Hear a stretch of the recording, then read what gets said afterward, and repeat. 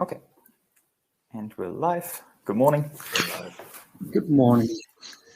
So I see the first people are coming on, but we'll give people a few seconds to log on, and then we'll start in a few seconds. Perfect. So, do we see the people as well? Ah, okay. Yes. Yeah. Yeah, you will. So, yes, the first ones are logging on. Good morning, Ivan. I see already in the chat box. So this might be the moment where we start here slowly with my slides, and then we'll get to Gemba. Yes. So, yes, good morning, everybody. Welcome to this webinar hosted here by TechnologyCatalogue.com. It is my pleasure to host this. My name is Nico Freitag. And I would like to walk through a few slides really quickly. So for the ones who have not watched the webinar with us, they know how the structure will be. And then I'll be handing over to Emile and Johan from Gemba, who will present their technology. So a few basics, a few of you already have found the chat box on the right. You can ask your questions there. We will address them at the end of the presentation. So whenever you find something interesting, just type it in there, and we'll address them at the end, not ignoring them, just keeping them for the Q&A. Popular question always is about the materials and the slides. They will be shared, of course. We'll send a wrap-up email to all of you and provide the webinar recording. So we will edit this a bit. That's why this email might take up to 24 hours, depending how much editing has to be done. But it will definitely come. The slides will be in there, and all the information you might require or need. And the third one is, where to find the technology on our platform. And for that, I will quickly share my screen. If correct, you can see it all. And this is the familiar TechnologyCatalogue.com website. And you can, if you know exactly what you're looking for, of course, search for technology or maybe a challenge, right? We could type in IoT here, for example, and find solutions there. Or we can browse per industry, what is most applicable to me, or per theme. And today actually is one which is quite nice to show, the cross-industry theme category. So we're clicking here on safety, and very conveniently, the smart helmet sits here on the second position in this module. But in case you would like to find something else, and 97 technologies alone, this module can be quite overwhelming. You have filters here quite extensively to drill down in really what you need. But today we know exactly what we want, smart helmet. And if we click on it, we're being sent to the technology page, which looks exactly the same for all technologies. There's a quick description of the technology, some multimedia aspects, TRL, and then scrolling down, we have a pro and con list, a specification, a relative business impact, and then if the supplier has chosen to do so, deploy a deployment record, so which companies have already used this technology, other technologies, and also optional by the supplier to list reviews or comments from experts or statements from people who have used the technology, maybe past client or somebody else. And if this has interested me and I would like to find out more about this, then I can very simply just send them an email. It just send message here, or give them a call straight away. Johan and Emile are nice folks. You can also ring them up. I'm sure they'd be happy to talk to you. But if you prefer the email, there's no problem. It goes straight to the supplier. So we, TechnologyCatalogue.com, don't interrupt any of that. That goes straight to the owner of this technology. And that really is it from my side, pretty much. So without further ado, Johan and Emile, I'd like to hand over to you. Good to have you here. And I'm looking very much forward to hearing more about the smart helmet from Gemba. Thank you very much. I will start sharing our presentation. So, excellent. First of all, Johan will do a little introduction about Gemba, who we are, what we do, and also the why and the hardware of the smart helmet. And I will tell you something about software we developed. So bring it on, Johan. Yes. Good morning, everybody. My name is Johan Knook. I'm employed at Gemba for about 5 years now. I started to put the IoT label in the market together with my colleague Stefan 5 years ago, because we got a lot of questions about if we can combine APM, asset performance management, with IoT from our existing customers. But who are we? We are Gemba. We exist for 25 years now. We have 45 employees. We are big at IBM Maximal software selling, nowadays MAS. More than 60 customers who are with us for 25 years about. We talk about Schiphol, oil and gas companies like Neptune and Wintershall and so on. We do a mobile app development. We do IoT development from, we call it A to C. So we do the software until the hardware. Hardware we do with partners. Software we have in-house and development. Probably Emile will talk about it a little bit more later. We have 3 pillars that we put in the market: is asset management, data, and Internet of Things. We're located in Wormerveer, that's near Amsterdam, and we're mostly active in the Netherlands, a little bit Belgium, Scotland, Middle East, and UK as well.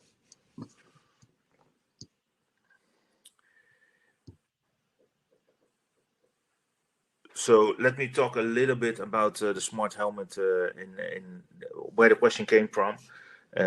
It's the new Internet of Things solution for safety and connected worker and streamlined work processes. So what you can do is, the first question initial was, we have a lot of people walking around plants and chemical plants and stuff like that, and we don't know where they are and if they have the right permit to work somewhere.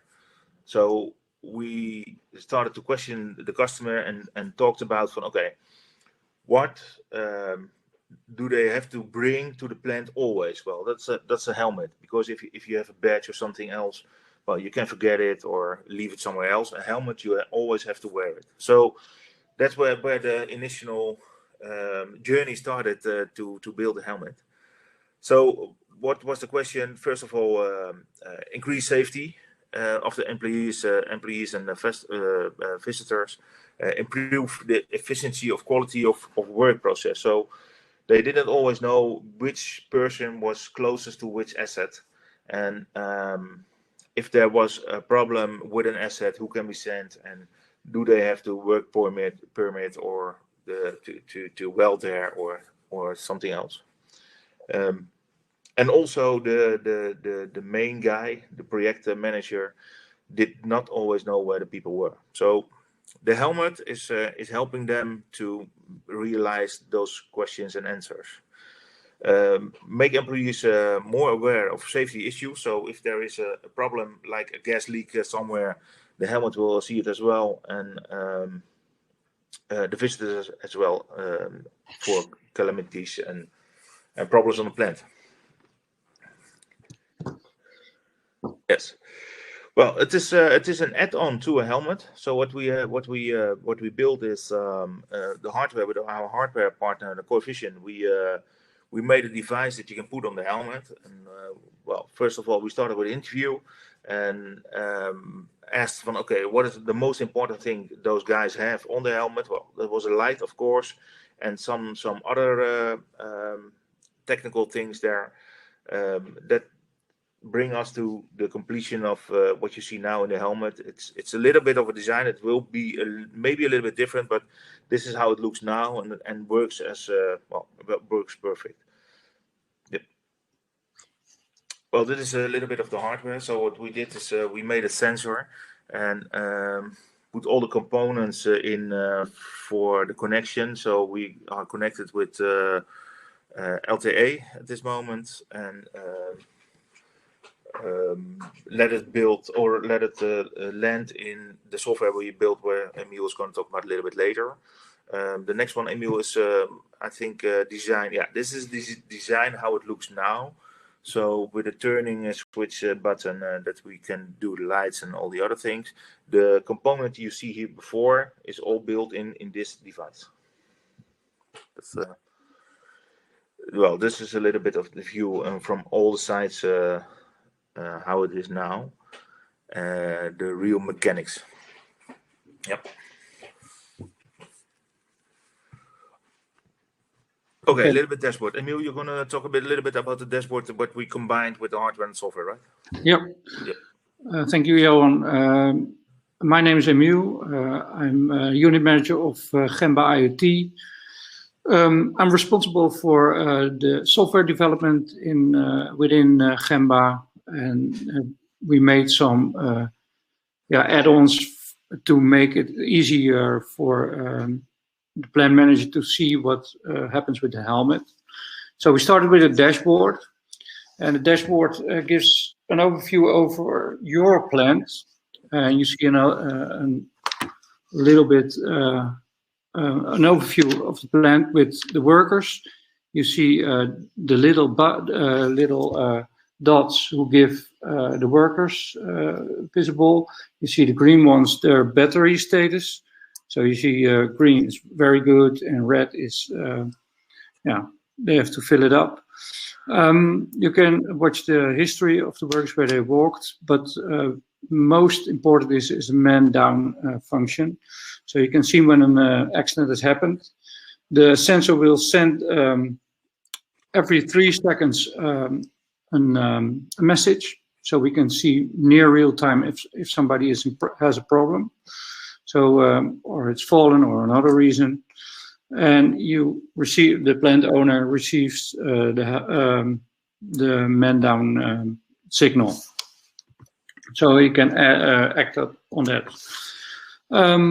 We can also see in a real time where people are. So you can see a worker where he is, and if he is at the real place, or at the good place, does he has a permit for it? Is he allowed to be there? So that's what you can see.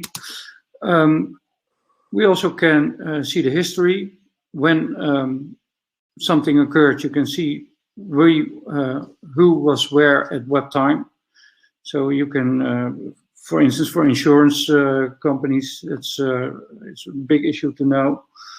And you can also draw restricted areas. So when a problem occurs, for instance, a gas leak, you can draw an area where all the people, not going to walk.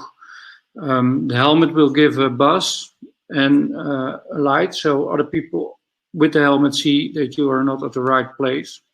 And your your mobile app, will also give a signal. So it gives signals to the helmet, and the helmet will signal to the dashboard and also to a mobile app. So it's a 3-way message. You can also see the situation which is active now, and you can also, as an employee, you can also report obstructions or something. So that's what you can do that with a mobile app we developed. And with the mobile app, you can see where you are at the plant, and you can also report situations, as I said, with a photo, with a little bit of text. So the plant owner can see it in the dashboard as well, and receives messages and can send messages back to you. So there's also a way of communication. So they can say also you're not at the right place, the work order is not compliant to where you are. So it's a 2-way situation. This is only about track and trace and know where people are. It's a little bit of safety, but also health is very important. So with TNO, it's one of our partners. We work together with. They asked us to also give a little bit of add-ons, and I will show you a movie that makes it clear. And we work with other partners. Corevision, or Johan already mentioned, is our hardware specialist.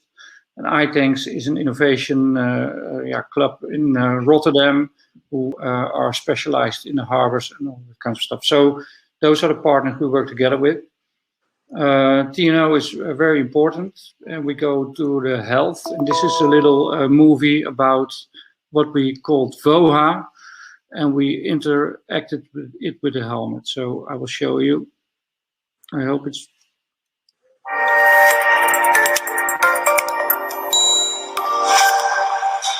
Occupational diseases are a huge burden on society. Despite significant control efforts, yearly thousands of former workers die from occupational exposures, and even more are injured or suffer from health effects. The diseases are caused by a range of different exposures that workers may encounter at work. Currently, to prevent occupational diseases and to comply with regulatory requirements, we occasionally monitor personal exposure levels for a single exposure by taking samples from the breathing zone, followed by laboratory analysis.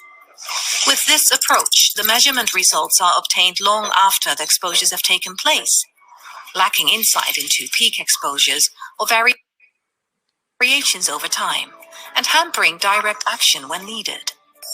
To further prevent occupational diseases, we need a way to monitor our working environment more continuously and in near real time.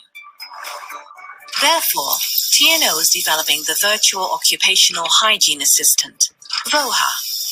With a flexible and modular system of sensors, VOHA measures and can collect different kinds of exposure data, such as particulate matter, volatile organic compounds, and non-chemical exposures like noise and temperature.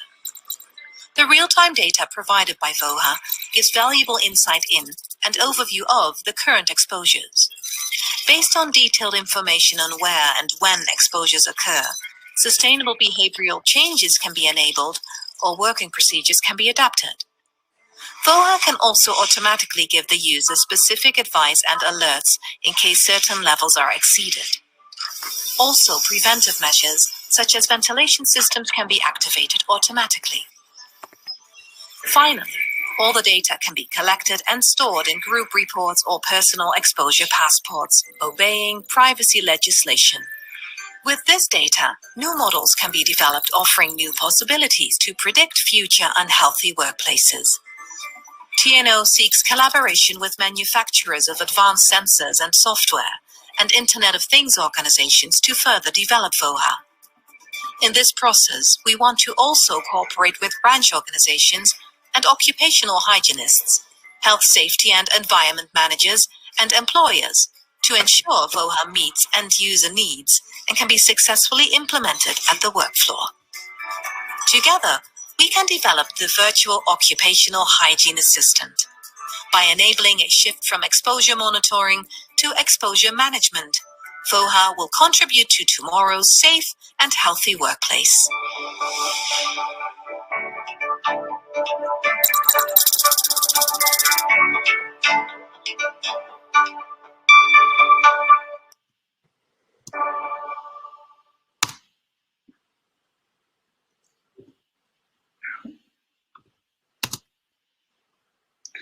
So what we did, we combined the already existed helmet with the VOHA data, and now we have two add-ons, one on the particulate matter, and we measure the height of it on certain places, and TNO has made data models to give it to our dashboard. So we see hotspots and we can measure history times and all that stuff. So we did it on particulate matter as well, and also on sound. So you see in a second phase, we're going to integrate it with the app, and you see heat maps of noise and how long your ears are exposed to it. So that's what this is our second phase where we're busy with. So we have track and trace, safety, and also add-ons for health. So that's what we are doing now. So this was a little view of our smart helmet.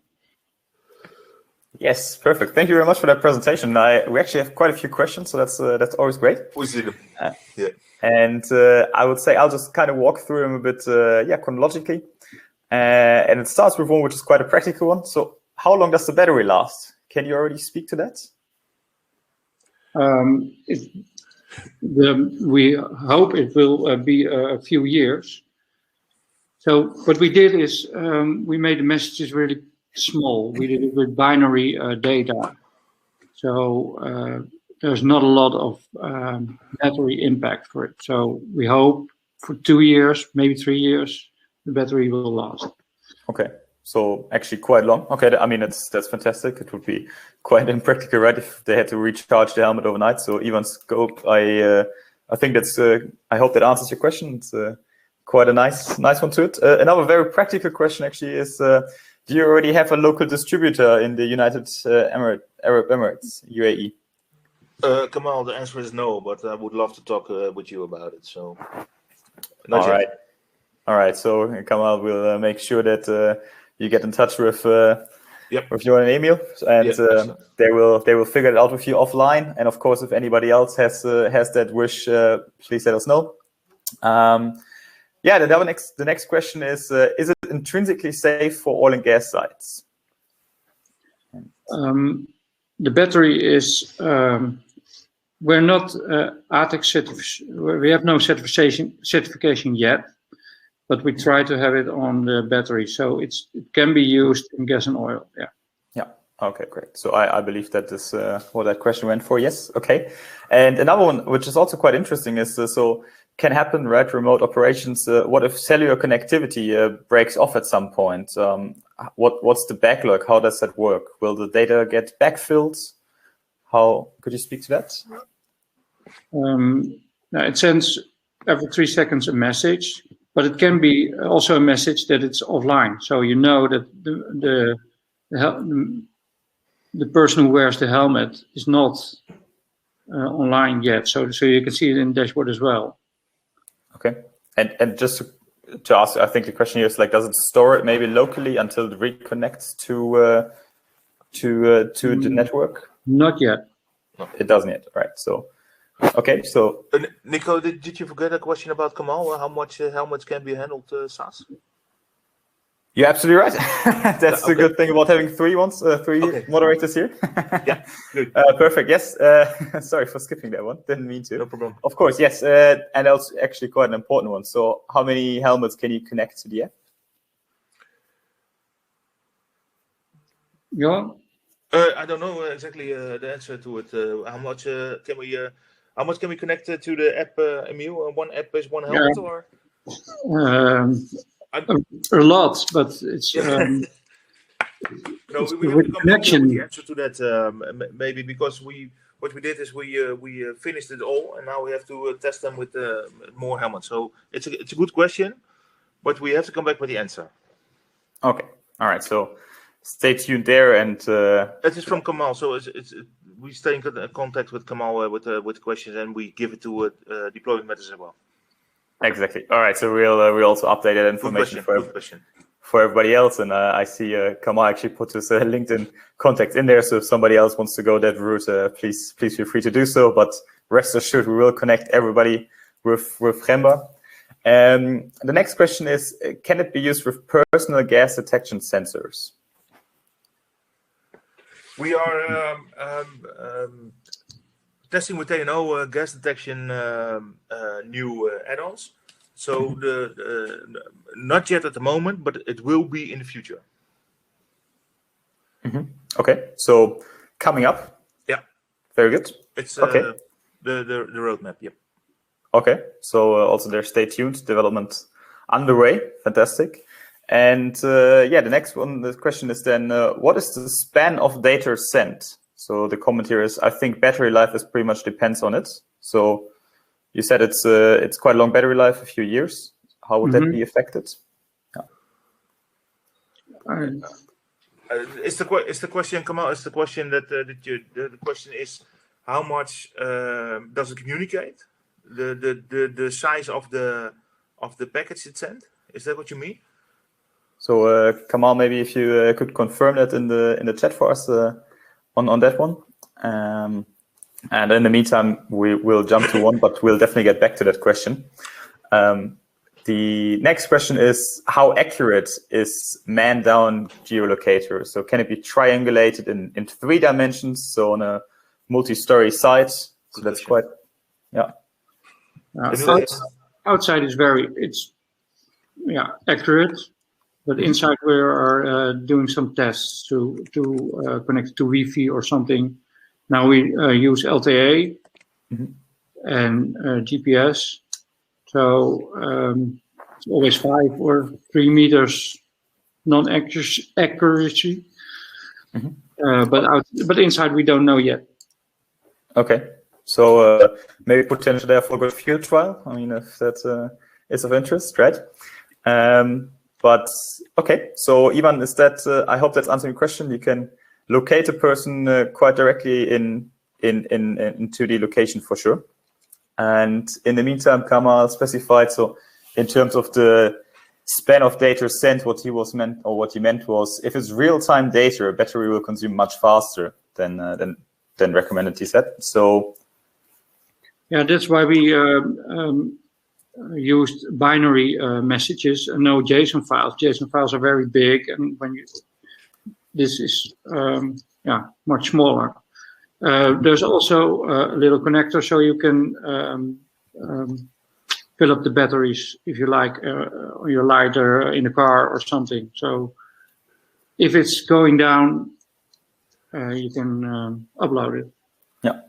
Maybe a question from my side, out of curiosity: would it send a signal? How does the device make itself known if battery is running low? You can see it in the app. You can see it in the app, correct? The accuracy status of the helmet you can see in the app. So the app gives information about the helmet.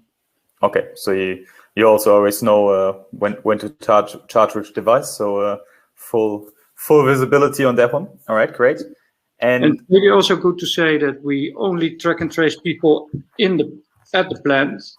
And outside, there's no track and trace. So when you leave the plant, it's like a geofence. When you go out, the plant owner doesn't see you anymore. So on privacy, technical issues.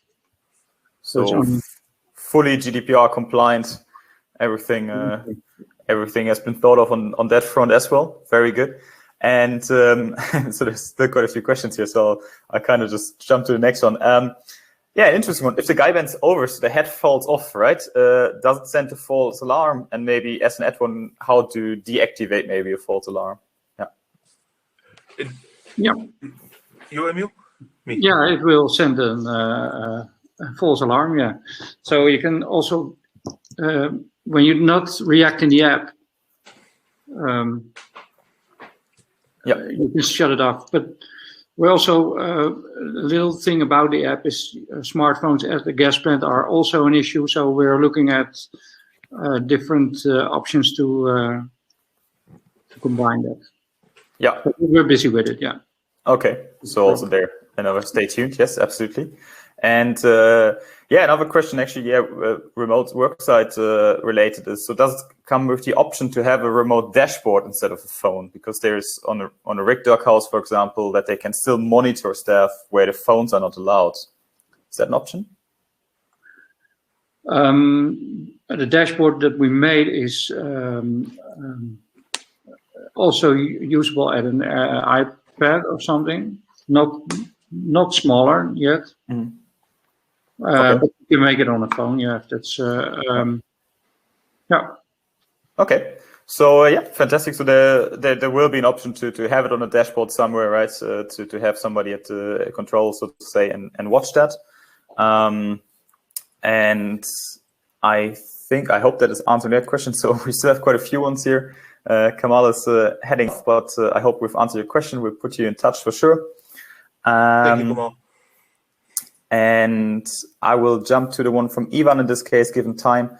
Does the unit on the hard head have a loud alarm and flashing light, or just a vibration? So no, just a light and vibration. Okay, no alarm. Light and vibration there. And just one last question came in here from Danny as well. Before you start your work, how is each sensor addressed to a certain person? Is it a personalized sensor? You have two options.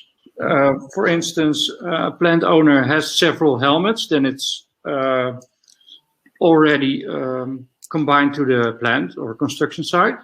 Mhm. So that there are many helmets, but you also have people who work alone and come at the site, and they can use our helmet with the app and connect it with the QR code to his app.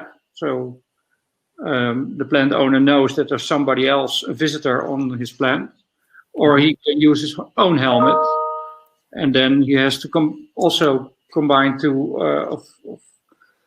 the plant so they can see him on the dashboard as well. But then he's a visitor.